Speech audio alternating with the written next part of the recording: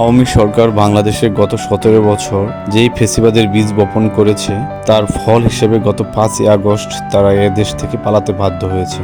২০২৫ সালে পহেলা বৈশাখ বাংলা নববর্ষ উপলক্ষে ঢাকা বিশ্ববিদ্যালয় চারুকলা অনুষদের শিক্ষার্থীরা আওয়ামী ফ্যাসিবাদের উপর একটি প্রতিকৃতি তৈরি করেছেন, যেখানে ফুটে উঠেছে আওয়ামী লীগ সভাপতি শেখ হাসিনার ভয়ঙ্কর রূপ ও কর্মকাণ্ড।